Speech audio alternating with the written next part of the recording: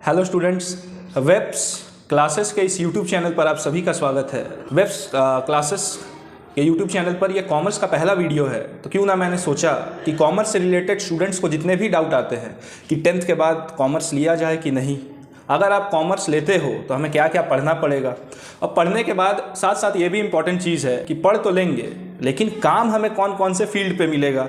बहुत सारा डाउट्स रहता है बच्चों के मन में। तो आज का टॉपिक यही है कि वाई कॉमर्स, हमें कॉमर्स चूज़ क्यों करना चाहिए, और साथ ही साथ कॉमर्स पढ़ने के फ़ायदे क्या हैं, कॉमर्स पढ़ के कहाँ कहाँ हमें जॉब मिल सकती है, और साथ ही साथ क्या कॉमर्स इजी सब्जेक्ट है या हार्ड सब्जेक्ट है, मैथमेटिक्स का कितना इसमें यूज़ है कितना यूज़ नहीं है। आज सभी को हम लोग जानेंगे इस छोटे से लेकिन बहुत ही इंफॉर्मेटिव वीडियो के साथ।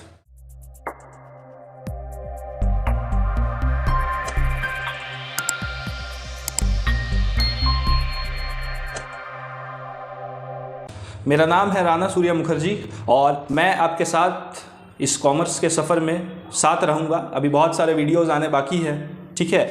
ये स्टार्टिंग वीडियो है, तो इसमें कॉमर्स से रिलेटेड जितने भी डाउट्स हैं आप लोग क्लियर कर लीजिए, ठीक। और आगे आगे चल के हम लोग ये जानेंगे, ये सीखेंगे कि कॉमर्स में हम लोग आगे चल के और कितना एक्सप्लोर कर सकते हैं। चलिए स्टूडेंट्स, नेक्स्ट स्लाइड पे चलते हैं और हम लोग देखते हैं कि जो कॉमर्स जो स्ट्रीम है वो किन बच्चों को लेना चाहिए, ठीक है। सबसे पहले अगर आप देखें, if you are interested to make your career in finance and economics you must choose the commerce stream. अगर आप अपना जो भविष्य है, ठीक है, अगर फाइनेंस में या इकोनॉमिक्स में बनाना चाहते हैं तो आपके लिए कॉमर्स स्ट्रीम एक बहुत सुनहरा मौका है इसको पढ़ के अपने सपनों को साकार करने का। जैसे मैं बताता हूँ, अगर आप क्लास 9th या 10th में, कुछ बच्चे ऐसे होते हैं क्योंकि वहाँ पर इकोनॉमिक्स का नया नया इंट्रोडक्शन करवाया जाता है, ठीक है, तो उसमें इंडस्ट्रीज़ के बारे में या ट्रेड के बारे में पढ़ाया जाता है। तो उस केस में बहुत सारे बच्चे ऐसे होते हैं जो इकोनॉमिक्स से लगाव करने लगते हैं, वो सोचते हैं कि इकोनॉमिक्स सब्जेक्ट को और ज़्यादा एक्सप्लोर किया जाए। तो अगर आप मेनली इकोनॉमिक्स में इंटरेस्टेड हैं, ठीक है, और इकोनॉमिक्स जो है एक बहुत अहम हिस्सा है कॉमर्स स्ट्रीम का, तो आपको कॉमर्स लेना चाहिए। और जैसे जैसे हम लोग आगे पढ़ेंगे कॉमर्स के बारे में, उसके सब्जेक्ट्स के बारे में, तो हम लोग ये देखेंगे कि जो कॉमर्स और इकोनॉमिक्स जो है साथ साथ चलते हैं और रियल लाइफ में। और सेकंड जैसा पॉइंट आप लोग देख रहे हैं, application of finance and economics in real life, ठीक है। तो कॉमर्स हो चाहे कॉमर्स का जो भी सब्जेक्ट हो, ठीक, उसका जो एप्लीकेशंस है जो हम लोग पढ़ेंगे, जो सब्जेक्ट्स हम लोग पढ़ेंगे, जो टॉपिक्स हम लोग पढ़ेंगे, उसका जो एप्लीकेशन है वो रियल लाइफ में बहुत यूज़ आता है। जैसे जैसे इसमें और वीडियोज़ आते रहेगा और उसमें हम लोग डिस्कस करते रहेंगे हर एक टॉपिक के बारे में, तब हम लोग देखेंगे, मैं आप लोगों को बताऊंगा कि जो हम लोग पढ़ रहे हैं उसका हर एक चीज़ का रियल लाइफ में उसको इम्प्लीमेंट कैसे करें। ये एक बहुत खूबसूरत चीज़ है इस कॉमर्स स्ट्रीम के बारे में, कि आप खाली थियोरेटिकल नॉलेज ही गेन नहीं करते हो, यहाँ पर आप जो भी सीख रहे हो, ठीक है, उसको आप कहीं ना कहीं रियल लाइफ में लगा के अपने लाइफ को और इम्प्रूव भी कर सकते हो। अभी हम लोग देखते हैं कि भाई हम लोग पढ़ाई करते हैं, ठीक है, अच्छे से काम करने के लिए, अच्छे से सेटल होने के लिए, तो कॉमर्स स्ट्रीम में मेनली क्या क्या जॉब अपॉर्चुनिटीज़ है, ठीक है, आइए हम लोग देखते हैं। सबसे पहला है मैनेजमेंट, ठीक। MBA जो है एक बहुत ही रेपुटेटेड कोर्स है, और इस कोर्स को करने के बाद आप लोगों ने बहुत जन सुना होगा कि बहुत अच्छा जगह लोगों का सिलेक्शन होता है, बहुत अच्छे पैकेजेस में लोगों को नौकरियां मिलती है, और पैकेजेस के बारे में भी हम लोग डिस्कस करेंगे, ठीक। अभी तो ट्रेंड ऐसा सेट हो गया है कि आप लोग मान के चलिए, जो लोग IIT से भी निकलते हैं वो लोग भी अच्छे जॉब अपॉर्चुनिटीज़ के लिए आजकल MBA तो करते ही हैं। MBA के बाद हम लोग देखते हैं सेकंड जो ऑप्शंस हमारे पास रहता है वो है चार्टर्ड अकाउंटेंट का। चार्टर्ड अकाउंटेंट एक ऐसा कोर्स है, देखिए हम पहले ही बता देते हैं, चार्टर्ड अकाउंटेंट बनने के लिए पढ़ना बहुत पड़ता है, ठीक है। और दूसरा बात यह है कि अगर एक बार एक चार्टर्ड अकाउंटेंट बन गए, उसके बाद भी अगर आप ये सोचेंगे कि भाई हम लोग पढ़ेंगे नहीं, ठीक, एक बार तो बन गए, जैसे एग्ज़ाम क्रैक करने के बाद होता है ना, एग्ज़ाम क्रैक कर लिया, जॉब मिल गया, अब जॉब करते हैं, लेकिन चार्टर्ड अकाउंटेंट में ऐसा नहीं होता है। चार्टर्ड अकाउंटेंट एक बहुत ही रिस्पेक्टेबल और साथ ही साथ एक बहुत ही रिस्पॉन्सिबिलिटी वाला काम है, ठीक है। बहुत सारे अमेंडमेंट्स आते रहते हैं, चार्टर्ड अकाउंटेंट बनने के बाद भी आप लोगों को लगातार पढ़ना पड़ेगा। लेकिन एक चीज़ मैं आपको अश्योर कर देता हूँ कि अगर आप चार्टर्ड अकाउंटेंट बन गए तो आप उन चुनिंदा लोगों में से रहेंगे जिन्होंने एक बहुत ही डिफ़िकल्ट एग्ज़ाम को क्रैक किया है। और एक बात कि चार्टर्ड अकाउंटेंट एग्ज़ाम जब आप क्लियर कर लेते हो, उसके बाद जब आप सीए बन जाते हो, तब आप एक अच्छे स्टैंडर्ड ऑफ लिविंग के साथ सोसाइटी में रह सकते हो। उसके बाद हम लोग के पास थर्ड ऑप्शन आता है लॉ एंड मीडिया इंडस्ट्री। ठीक है, तो अगर आप सोच रहे होंगे कि भाई कोर्ट कचहरी खाली लॉ होता है, तो ऐसा नहीं है। बिजनेस लॉ करके भी एक सब्जेक्ट आप लोग पढ़ेंगे अपने ग्रेजुएशन में, अगर कॉमर्स टीम के साथ आप जाते हैं तो बिजनेस वगैरह में भी बहुत सारे लॉज होते हैं। ठीक, और उनके साथ भी टैकल करना पड़ता है। कभी कभी लीगल डिस्प्यूट्स हो जाता है कंपनीज वगैरह में। ठीक है, बहुत बार ऐसा होता है कि कंपनीज में लीगल डिस्प्यूट्स भी हो जाता है, जिसके लिए हम लोग बिजनेस जो लॉ होता है, एक अलग ब्रांच होता है ठीक लॉ का, उसको जानने की हम लोग को बहुत ज़रूरत है। तो यहाँ पर भी आप लोग अपना कैरियर जो है बना सकते हैं। ठीक, और उसके बाद आता है मीडिया इंडस्ट्री। मीडिया इंडस्ट्री से मेरा मतलब वो नहीं है, आप लोगों को पता होगा मीडिया, हम वो बात नहीं कर रहे हैं। मीडिया इंडस्ट्री से मेरा मतलब ये है जो शेयर मार्केट का न्यूज़ वगैरह आता है, उसका भी अगर आपको नॉलेज होगा, उसके लिए अच्छा फाइनेंस का नॉलेज चाहिए, तो उसमें भी आप अपना कैरियर जो है बना सकते हैं, अगर आपको न्यूज़ या फिर मीडिया के लाइन में जाना है तब। लॉ और मीडिया इंडस्ट्री के बाद एक बहुत इंपॉर्टेंट पोस्ट आता है, वो है CS, कंपनी सेक्रेटरी। ठीक है, ये भी CA के बराबर या CA के इक्विवेलेंट ही माना जाता है। इसको भी क्रैक करना आसान काम नहीं है, लेकिन अगर आप इसको क्रैक कर लेते हैं तो आप भी एक रेपुटेड पोजीशन पे, एक कंपनी के रेपुटेड पोजीशन पे खुद को आप डिप्लॉय करके काम कर सकते हैं और एक अच्छा ज़िंदगी आप जी सकते हैं। ठीक, उसके बाद आता है फाइनेंस मैनेजमेंट। ठीक है, फाइनेंस मैनेजमेंट तो बहुत ही इंपॉर्टेंट है। अगर आज की आप लोग बात कर ले तो फाइनेंस जो है, या सीधा सीधा तौर पे अगर बात किया जाए तो यहाँ पैसे की बात हो रही है। छोटा से छोटा कंपनी हो या बड़ा से बड़ा कंपनी हो, हर कंपनी जो है वो पैसे से ही चलता है। पैसा ही उसका ऑयल एंड फ्यूल होता है कोई भी कंपनी को चलाने के लिए। ठीक है, पैसा मेन होता है। तो बहुत सारे कंपनीज में फाइनेंशियल मैनेजमेंट का जो पोस्ट रहता है वो खाली रहता है, जिसमें आप लोग अप्लाई कर सकते हैं और अपना जो कैरियर है उसको आप लोग आराम से सेट करके कोई बड़े से कंपनी में सेट हो सकते हैं। चलिए, इसके बाद जो बहुत इंपॉर्टेंट चीज़ आता है वो है इंटरनेशनल बिजनेस मैनेजमेंट। ठीक, इंटरनेशनल बिजनेस मैनेजमेंट एक ऐसा कोर्स है, वो MBA का जैसा ये कोर्स होता है, लेकिन इसमें फ़ायदा ये है कि इसमें आपको फॉरेन जो कंपनीज़ है उसमें ज़्यादा अपॉर्चुनिटीज़ मिलेगा इंटरनेशनल बिजनेस मार्केट में। तो ये भी काफ़ी अच्छा कोर्स रहता है कॉमर्स टीम वालों के लिए। और लास्ट जो है, जो मेरा पर्सनल फेवरेट है, वो है इकोनॉमिक्स। ठीक है, अब इकोनॉमिक्स का फील्ड जो है वो कॉमर्स के अंदर तो आता ही है, लेकिन अपने आप में वो बहुत वास्ट है।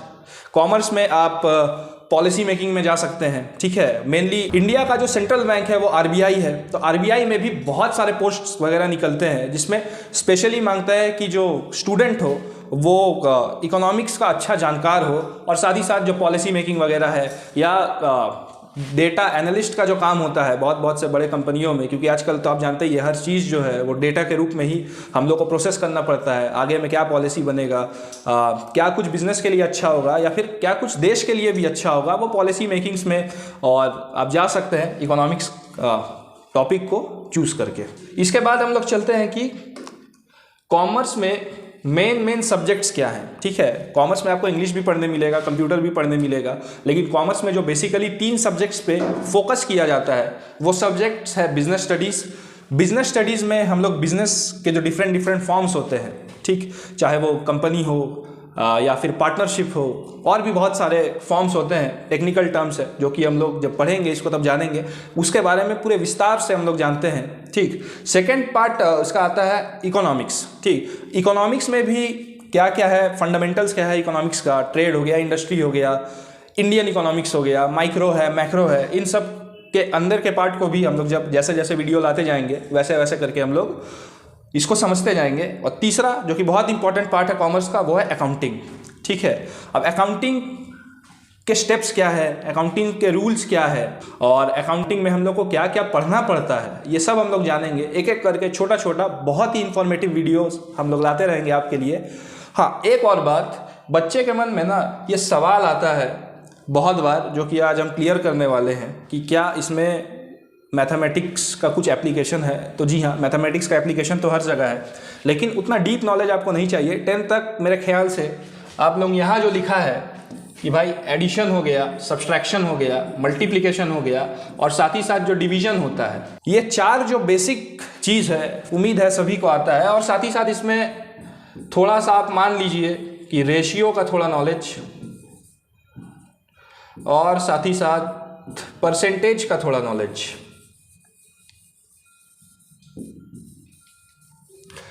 इन जो 4 बेसिक जो मैथमेटिकल ऑपरेशंस है और साथ ही साथ रेशियो और परसेंटेज का नॉलेज आपको रहेगा। और साथ ही साथ एक और चीज़ है फ्रैक्शंस। तो फ्रैक्शंस का भी आपको एकदम एक्सट्रीम नॉलेज नहीं चाहिए, थोड़ा बहुत भी नॉलेज होगा तो आप लोग आराम से इसको कर सकते हैं। तो अब जो मोस्ट अवेटेड टॉपिक है कि भाई पढ़ तो लेंगे, सब कुछ कर लेंगे, लेकिन अगर जो काम करेंगे उसमें हम लोग को सैलरी कितना मिलेगा, उसके बारे में हम लोग डिस्कस करते हैं, ठीक है। और ये सब स्टार्टिंग सैलरी है। स्टार्टिंग सैलरी मतलब ऑन एन एवरेज अगर ये सब कोर्स आप कर लेते हो तो ये सैलरी आपको मिलेगा ही मिलेगा। इसके बाद भी आप और भी कमा सकते हो ऑब्वियसली, लेकिन आपका अपना मेहनत के ऊपर है। जैसे अगर सीए का बात करूँ मैं, तो सीए में मिनिमम जो है up to 15 lakh per annum आप कमा सकते हो। अगर आपका सीए निकल जाता है तो आप प्राइवेट प्रैक्टिस करिए या कोई बड़े फर्म में आप ज्वाइन हो जाइए, मिनिमम इतना तो स्टार्टिंग में आपको मिलेगा ही मिलेगा।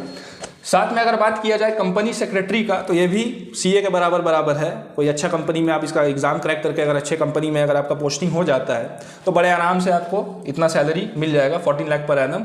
और अगर बात करें जो एमबीए जो प्रोफेशनल कोर्सेज हैं, जैसे एमबीए हो गया या इंटरनेशनल बिजनेस मैनेजमेंट हो गया, तो अगर आप आईआईएम जैसा कॉलेज, आईआईएम जैसे इंस्टीट्यूट से अगर आप उसको क्वालिफाई वगैरह करते हैं तो आराम से बड़ा कंपनी जो है, चाहे इंडिया का हो चाहे फॉरेन का कंपनी हो, आपको मिनिमम 25 लाख पर एनम का पैकेज तो आपको मिल ही जाएगा। तो मैं यहाँ पर खाली बड़े कोर्सेज का बात नहीं करूँगा, कुछ ऐसे स्टूडेंट्स रहते हैं जो आईआईएम में पढ़ना या सीए सीएस जैसा प्रोफेशनल कोर्स करना एफोर्ड नहीं कर पाते हैं, तो वो लोगों को दुखी नहीं होना है। उन लोगों के लिए अकाउंटेंट का जो पोस्ट रहता है, आप सभी जानते हैं कि बड़ा कंपनी हो चाहे छोटा कंपनी हो, उसके जो फाइनेंशियल रिकॉर्ड्स होते हैं उसको मेंटेन करने के लिए अकाउंटेंट का ज़रूरत तो रहता ही है, ठीक है।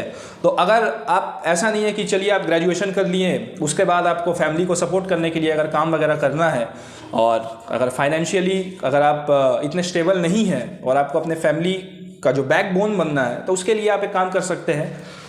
अकाउंटेंट के पोस्ट के लिए जैसे छोटे छोटे ना कंप्यूटर के कोर्सेज आते हैं, जैसे टैली हो गया, ठीक है। तो उन सब कोर्सेज को करने के बाद आप का जो फाइनेंस पे एक और अच्छा पकड़ रह जाता है, तो उसके साथ आप लोग एक काम कर सकते हैं। अकाउंटेंट के पोस्ट के लिए आप लोग कोई भी कंपनी के लिए अप्लाई कर सकते हैं, आप लोग एलिजिबल हो जाते हैं ग्रेजुएशन के बाद। हाँ, थोड़ा सा आपको फाइनेंस वगैरह का जो हम लोग, और ऐसा भी नहीं है जो हम लोग 11-12 में पढ़ते हैं या ग्रेजुएशन में पढ़ते हैं, बस उसी का जो प्रैक्टिकल यूसेज रहता है, ठीक है, वही इसमें रहता है। तो आप लोग आराम से जो टैली वगैरह जो कोर्सेज आते हैं, और भी बहुत सारे कोर्सेज आते हैं जिनको आगे आगे चल के जब हम लोग वीडियोस बनाएंगे तो आपके साथ शेयर करते रहेंगे ताकि बच्चों को कोई तकलीफ ना हो, तो वो कोर्सेज कर सकते हैं। और मिनिमम आपको 20,000 से लेकर 30,000 स्टार्टिंग में आपको मिल जाएगा अगर आप एक अच्छे फर्म में अगर काम करते हैं अकाउंटेंट के तौर पर। और अकाउंटेंट का रोल बस उतना ही नहीं होता है कि चलिए हम फाइनेंस बना दिए या फिर जो हिसाब किताब वगैरह होता है उतना ही उनका रोल नहीं होता है। अगर आपको और भी वाइड अपॉर्चुनिटीज़ मिलेंगी तो आप यहाँ पर भी ग्रो कर सकते हैं, ठीक है। तो नेक्स्ट स्लाइड पे इस YouTube चैनल के माध्यम से हम कैसे आपकी मदद करेंगे और हमारी पूरी जो टीम है हर बच्चों की मदद कैसे करेगी जो कॉमर्स में इंटरेस्टेड है। सबसे पहला चीज़ ये है कि हम लोग कॉन्सेप्ट वीडियोज़ लाएंगे बहुत जल्द कॉमर्स के लिए। हम लोग बहुत ही टाइम ड्यूरेशन बहुत ही शॉर्ट रहेगा और उसमें हम लोग कोशिश करेंगे मैक्स टू मैक्स इन्फॉर्मेशन आप लोगों को दिया जाए। और सब वीडियोस कॉन्सेप्ट वीडियोस रहेंगे जिसको देख के आप एक ही बार में समझ सकते हो कि उस टॉपिक पे है क्या और उस टॉपिक में हमको कैसे वर्क करना पड़ेगा, ठीक है। और साथ ही साथ यहाँ नॉलेज तो आपको पूरा 100% मिलेगा, इसकी तो गारंटी है, ठीक है। और जो सेशंस रहेंगे ये फन और इंटरैक्टिव सेशंस रहेंगे। जैसे मैं अभी बोल रहा हूँ तो ये तो समझाने वाला बात हो गया कि कॉमर्स क्यों लेना चाहिए ये वो, तो इसमें तो हम कुछ फन एलिमेंट डाल नहीं सकते, लेकिन जब हम पढ़ाएंगे तो हम क्लास को इंटरैक्टिव बनाने का कोशिश करेंगे।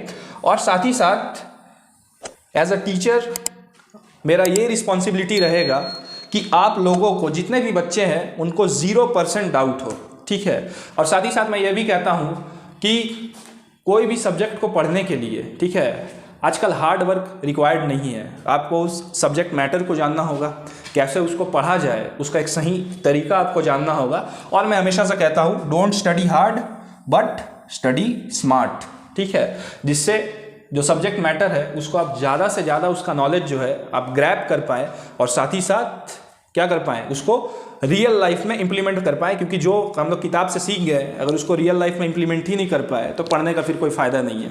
चलिए तो अपने नेक्स्ट स्लाइड पे चलते हैं। तो आखिरी स्लाइड यही है। थैंक यू बच्चों लास्ट तक ये वीडियो को देखने के लिए। और ये वीडियो अगर आपको इन्फॉर्मेटिव लगा तो इस चैनल को सब्सक्राइब करिए, क्योंकि आगे चल के और भी बहुत सारे अच्छे वीडियोज़ आने वाले हैं। और साथ ही साथ अगर किसी भी बच्चे का कोई भी सजेशन है, ठीक है, जो कि आप चाहते हैं कि वो मुझ तक पहुँचे, मैं उसको देखूं और मैं उस पर काम कर पाऊँ, ताकि मैं आगे से और भी अच्छे से अच्छे कंटेंट आप लोगों के लिए ला पाऊँ, ताकि आप लोगों को कोई परेशानी ना हो। तो आप लोग अपना जो फीडबैक है इस वीडियो को लेके, या कंटेंट में अगर आपको कुछ लगा या मेरे बोलने का तरीका अगर कुछ लगा, तो मैं भी हमेशा कहता हूँ कि अगर आप मुझसे कुछ सीख रहे हैं तो मैं भी हमेशा अपने बच्चों से कुछ ना कुछ सीखता ही रहता हूँ। तो अपना फीडबैक जो है आप यूट्यूब के कमेंट सेक्शन पर डाल सकते हैं, और जिस पर मैं ज़रूर से ज़रूर गौर करूँगा।